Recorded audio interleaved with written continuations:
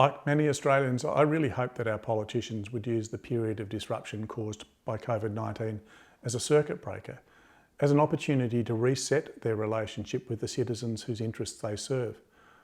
My hope was that the need for selfless leadership would allow our elected representatives to be at their best, to inspire a new regard for their particular brand of public service.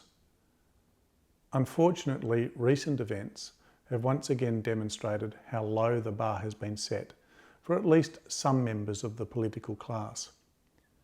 We've seen continuing allegations of pork barrelling, a euphemism for institutional corruption in Queensland and New South Wales.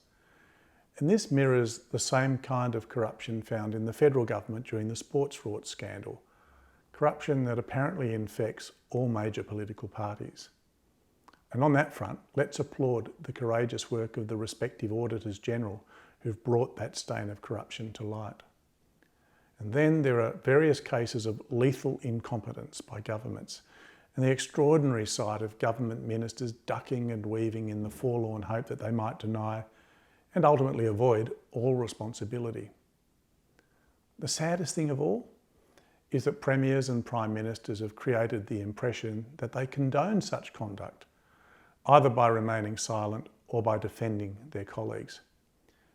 However, they've also sought to deflect the attention of the media and general public by implying that such issues are just relatively unimportant, at least when compared to the more pressing concerns of managing a pandemic and its aftermath, and by pointing to the considerable good that governments do on our behalf.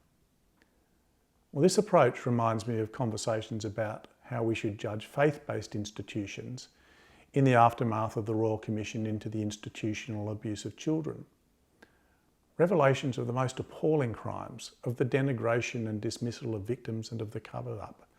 All of this led many people to turn their backs on the churches. Yet it was put to me on many occasions that the tale of abuse was only part of the story. What of the good that the churches have done and continue to do in the world? Should not this good be weighed in the balance when forming a judgment of the whole? Well, I think something similar is being appealed to by our politicians. They too seem to think that the good they do should offset the lies, the broken promises, the failure to accept responsibility, and the corrupt use of public funds for private party advantage that seems to have become all too common.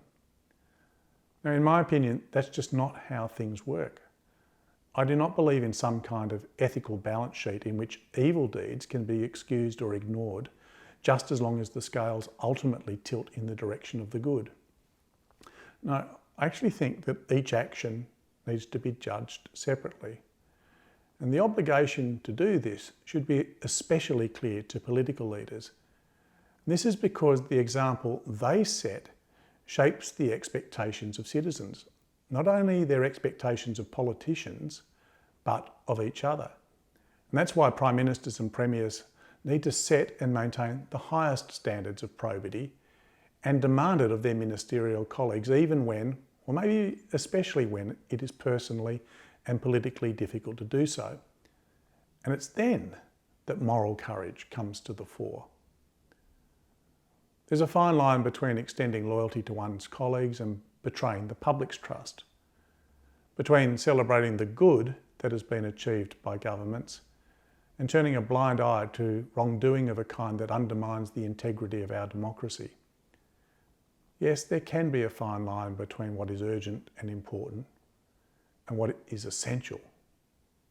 So let me ask you, when it comes to ethical issues, how and where do you draw the line?